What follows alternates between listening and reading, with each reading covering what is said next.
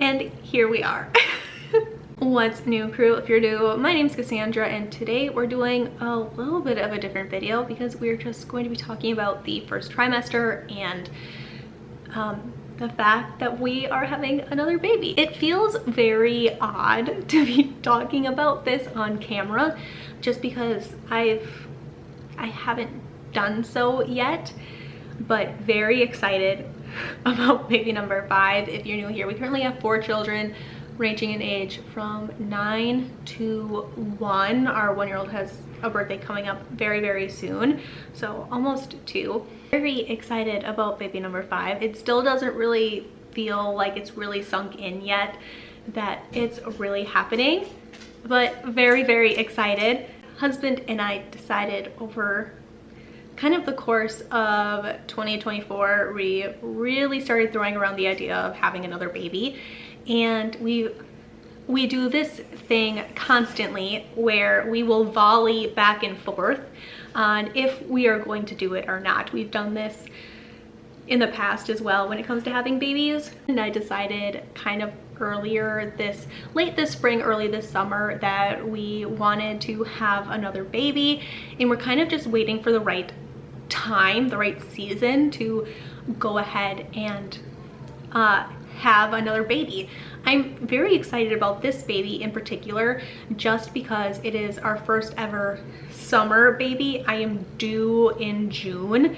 I don't want to give away my exact due date just for privacy reasons and a little bit of a safety aspect to it, but I am due in June. Very excited about it.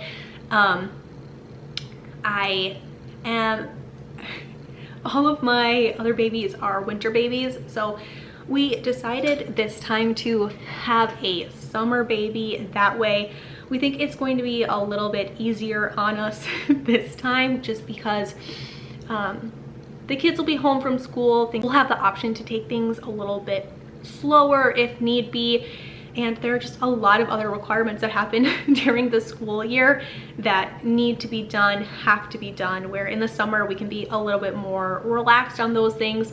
We don't have to necessarily worry about all those little extra things like homework or book bags, packing lunches. We can just take things a little bit slower. We can have just easy days at the park. We don't have to go anywhere if we don't necessarily want to, and things can just be a little bit more relaxed. So I'm very excited about this kind of like new adventure, this like new experience that we're going to be having.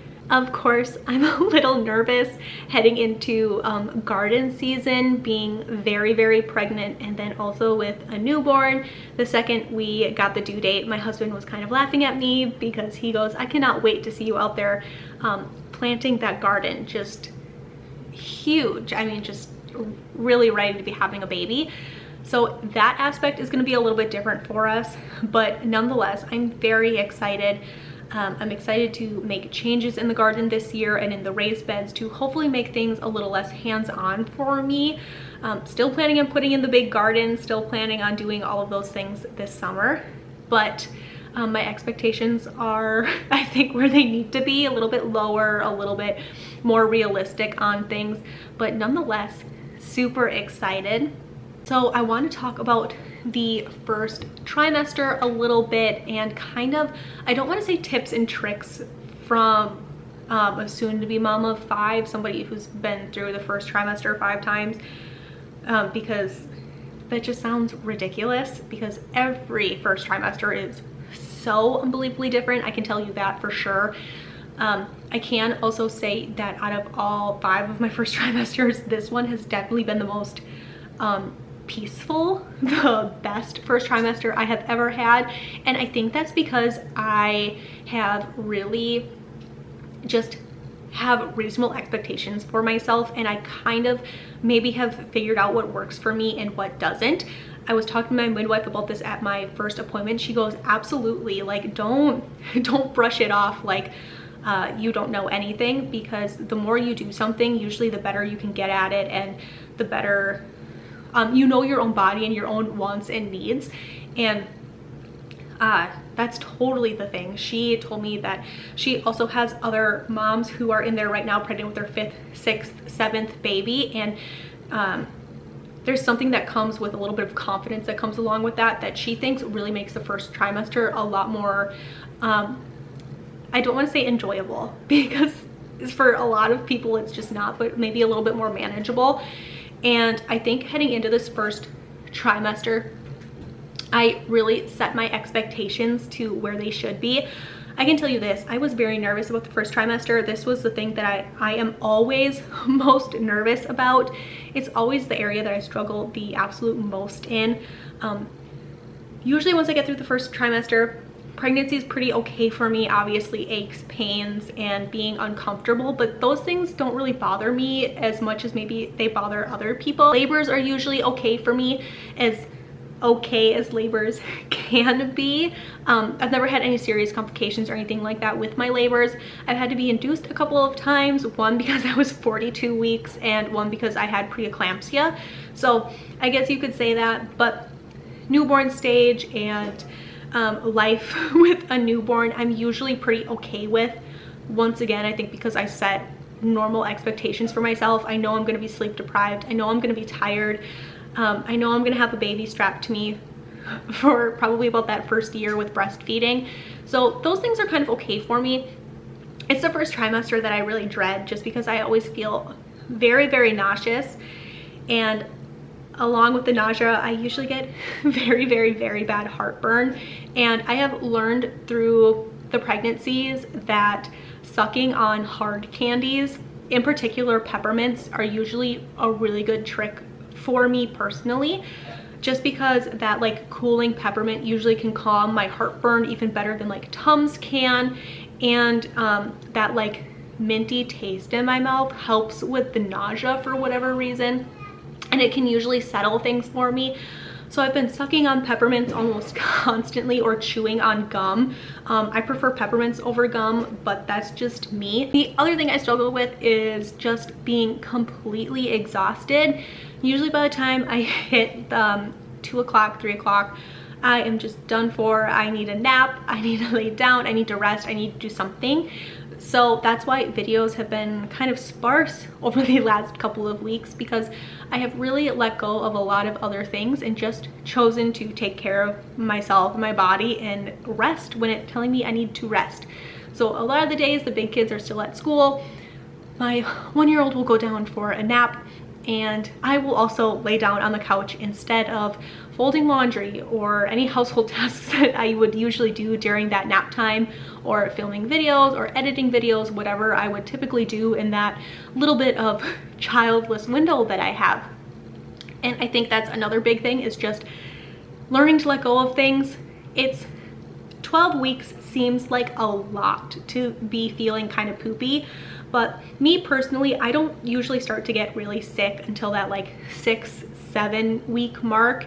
And usually by the time I hit like 11 weeks or 12 weeks, it's kind of petered out and I start to feel a little bit more like myself. So it's really only a couple of weeks, like a month and a half, where I'm kind of letting things go. Things are piling up a little bit. My husband's stepping in when and where he can, but I think I'm very lucky this first trimester, just because, like I said, I did feel a lot better than I have in other trimesters, or in other first trimesters with some of my other pregnancies. I have had other pregnancies where I have been couch bound like all day, every day, just really struggling to get through those first couple of weeks with really bad migraines and being very, very sick. And you put on being a stay-at-home mom on top of that with toddlers who need your full attention can be a little bit challenging. So if you are in that season of life where you're in that first trimester and you're really struggling, just know it does not last forever. You will feel better soon. My husband has been very good at reminding me of that when I am like laying on the couch after the kids go to bed and I am just nauseous beyond nauseous and half passed out on the couch. You know, he'll come up and rub my back and go, you know, it's almost over. Or like, you only have maybe about 2 weeks left before you start to feel better, or like, you know, in a couple days you're gonna start to feel better. And just that reminder has been really, really nice, like hearing it from somebody else that like, yes, this is going to end. Yes, I am going to feel better eventually, has been a really nice reminder. The other thing that's been so different from this pregnancy is in all of my other pregnancies, I've had very bad morning sickness, right? It's called morning sickness for a reason. And typically it's kind of petered. It stays at a very consistent level all day for me, where I kind of feel really crummy all day. It's kind of a plateau. It never really gets better. It never really gets worse, but I just kind of feel yucky. This pregnancy, typically, I start out in the morning, feel really good. I don't have any nausea. Maybe I'll have very slight heartburn, but nothing really crazy. And then usually as the day goes on and it goes on and it goes on, I start to feel yuckier and yuckier. It's been very typical for me at like 6:30 every night where I just have to tap out. Nope, I'm done. I need to go lay down on the couch. And we've been doing a lot of snuggling, a lot of watching movies with the kids, or there have been nights where I've just been totally done for, and my husband will send me to bed, at least until he gets the kids to bed, and then I'll come back out in the living room and kind of hang out with him for a little bit. But there have been many nights where I've gone to bed at like 6:30, 7 o'clock, just because I've been so tired and super nauseous and just needed to lay down without having like kids jumping on the couch next to me, or all of those things. So my husband has been really awesome at like just taking care of all of the nighttime things typically and just letting me rest. And that could also be why I feel a lot better this pregnancy, is because I do have the ability to rest. If you're new, my first 3 pregnancies, my husband was military, so he was not home to help. He was doing like training or stateside deployments, just all the things that military people have to do, basic training, all of that. So I was alone for most of my, you know, over half of my pregnancies. And being away from family, you don't have time to rest. You don't have time, you don't have that extra person to help you. And I am so grateful to have him this time. It felt really, really great. Even in my pregnancy, my last pregnancy with Cleo, my husband was still in his apprenticeship, so he was doing a lot of classes, and like he was in his 3rd year of his apprenticeship, so things were really buckling down. He was getting ready for his journeyman's test and heading into like that last year of college for him for his apprenticeship, so he was still gone quite a bit. A whole different experience for me this time, and my husband's so over the moon about this pregnancy because of the fact that all of the other pregnancies and even the newborn stage, or like all the way up to the babies being 1, my husband's been on the road a lot, whether that be for the military and just being gone, or we just had exited the military. My husband had just retired when we had our son in 2020, and he was busy a lot because he was just adjusting to civilian life and getting back into working a civilian job, and we were all trying to adjust. And then obviously I had Cleo as my husband was finishing up his apprenticeship, so he was busy like going to college and doing his apprenticeship and things, and those are just the sacrifices you have to make when you decide to have a family young. So we were prepared for that, but my husband is over the moon to be done with all of those things and really be able to be here to enjoy a lot of the baby things that he had missed out on with a lot of the other kids. It's actually, I'm filming this on Veterans Day, and it's one of those things I think people think of, but maybe they don't realize the depth of the things that veterans miss, specifically with our first couple babies. With our first baby, my husband went to basic training in AIT, and he missed 16 weeks of her life where he was just gone. And then it ended up being more than that actually, because he got sent to our duty station, and it took him a while to be able to get the paperwork in and be able to get us to be able to move out there with him. So in total, I think he ended up missing like 20 or 22 weeks of her first year of life. And that's not even including like once we all got together, the training that he was doing and things like that. With our second daughter, our daughter was born right before training cycle season for the infantry. She was born at the end of September, and my husband had a training cycle just a couple weeks after she was born where he was gone for like 3 or 4 weeks. And then JRTC hit at the beginning of January. If you know, you know. My husband was gone for 9 weeks or 12 weeks, that training cycle is. So to have a newborn baby and then you're gone for 12 weeks and you come home and you have a 4-month-old baby, that's a huge adjustment. So my husband is really beyond excited to be able to be here and be here every single night and be here consistently and be able to see every single one of those milestones, be able to be here for when the baby like first eats solid food or first crawls or first walks, all of those things. So in a lot of ways, even though this is our 5th baby, sometimes my husband will get really excited when he sees like our 4th baby, our baby currently, do something for the first time, and he gets super excited like a first-time parent would, because I realize he's, even though this is his 4th baby, he's never been home to witness those things. And I'm super excited for him, which is really, really exciting. It's cool to see for him, and I am just elated. It feels really, really good. I'm sure I'm gonna get the question, is this our last baby? I would really think so, just because our vehicle cannot fit a 6th child. Our house probably cannot fit a 6th child. Right now, regardless of baby's gender, we have a daughter in one room and a son in one room. So no matter what the baby is, we have room for it to go into, and I would really think this is the last baby. However, I'm not going to physically say that this is our last baby, because our family always makes fun of us because we've been done a whole bunch of times and then ended up changing our minds and having another baby. So, but I would really think that this is the last one. We will really see. But I really do feel pretty confident that this will be our last baby.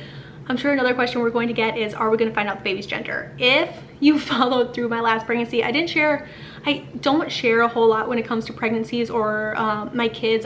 It's just a personal choice. I choose not to.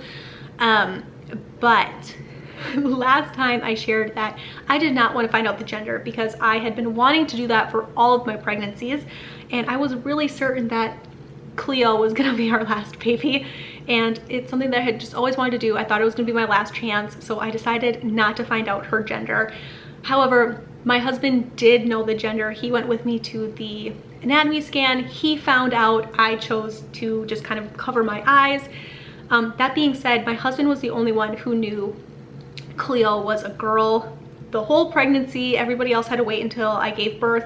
Super fun, loved it. My husband loved messing with people. He had so much fun with that. He loved messing with me. It was really funny, but my husband did keep the secret. He did not slip up. He did not tell me the whole time. It was really great. I loved that experience. However, this time we're not doing that. I am getting the blood gender test done. So completely opposite sides of the spectrum. Last time I didn't want to find out at all, and this time I want to find out as soon as possible. I'm so excited to find out. We currently have 3 daughters and 1 son. I would love to give Colt a brother. My husband would love for Colt to have a brother. My husband has 4 brothers. He would absolutely be elated for Colt to have that experience. If it doesn't end up happening that way, that is okay. Really excited about this, hoping I don't go 2 weeks overdue this time. We'll see. I don't even know due dates. Usually we're like very set in stone for me. My first 2 pregnancies, baby came right on their due date. Felt really good about that. Of course, my first was an induction, so I didn't really have much say in that. I probably would have gone overdue in that one if I hadn't have been induced. My son came 3 weeks early, and then Cleo came 2 weeks late. So due dates don't mean a whole lot for me anymore. I just kind of go with the flow, and we're just gonna kind of see what happens, because at the end of the day, it is totally up to the baby. I learned that the hard way last time. I was sitting at like 5 centimeters dilated for almost 3 weeks, and she just wouldn't come. She did not want to come out. So there's that. Overall, I'm feeling very, very good. I'm starting to feel much better. Currently at filming this, I'm still sitting in my first trimester. I have a little bit left in my first trimester, but starting to feel much better. Just the exhaustion, the fatigue is really starting to fade away. I don't have to take naps every single day. I feel like I'm finally able to like get back to feeling like myself, get up and being more productive and catching up on all the things that kind of went to the wayside over the last couple weeks. Getting some deep cleaning projects done, which is great because it's right before the holidays and I feel like I can really hop into things and get back into like the swing of just regular life. It's also been really exciting because my older 3 are definitely old enough to really understand what's going on, and they're excited about it because we had our kids so close together. They kind of understood with Cleo, my last pregnancy, that like it was a baby, we were gonna have a baby. They were excited about it, especially like my first my daughters who are a little bit older. But this is the first time like my 9-year-old, my 7-year-old, and my soon-to-be 5-year-old, they totally get it. They're super into it. They're excited about it. They're asking questions about the baby. They love looking at the pictures of the baby. They love to suggest names and clothes and all of those things. So it's really cool to watch them be super, super involved this time and super excited about it. So I'm just feeling really good about it. And it still hasn't really sunk in yet that the reality that we're going to have 5 kids, even though it's something that we wanted and we went for it, and it's still one of those things I don't really know if it's like 100% gonna set in until maybe even after the baby's born and like I'm out doing things with all the kids and it's like, whoa, I have 5 kids, like that's crazy. Or like hearing it from other people that like all of the 5 kid comments and like, whoa, that's a lot of kids, because we already get that now. I'm sure adding 1 more on top of it is gonna just increase it even more, but it hasn't really sunk in yet. I'm super excited about it though, and I don't know how else to describe it other than saying that I am super excited about it and I'm feeling really good about it. So that's a little bit of the update on the first trimester and just filling you guys in on kind of everything that we've been and just a little bit of an update that I've been kind of keeping to myself over the last couple of weeks. Feeling really good, feeling really excited, but other than that, we're just gonna kind of hop back into regular programming and regular videos and canning and homesteading and lots of winter projects, kind of prepping for the spring and prepping for this summer with a brand new baby, and kind of seeing how that's going to change things this year or heading into 2025 garden season. Hopefully this will make us be a little bit more streamlined, figuring out what's super important to us, what's the priorities. I'm sure those are going to be things that have to come up in 2025, and hopefully it's just things that make us more streamlined and more efficient in the way we do things anyways. So thank you guys so much for hanging out with me today. Super exciting and just a very different video than things that we normally talk about. So I hope wherever you are having an absolutely fantastic day. I hope that you're having a fantastic holiday season. Hang out with like the best cup of hot chocolate with all the fixings, like the whipped cream and the sprinkles or the marshmallows, whatever it is. Curl up under a nice blanket, watch a beautiful Christmas movie, read a good book, whatever it is. I hope that you have a great one, and I will see you guys in another Vlogmas video. Bye.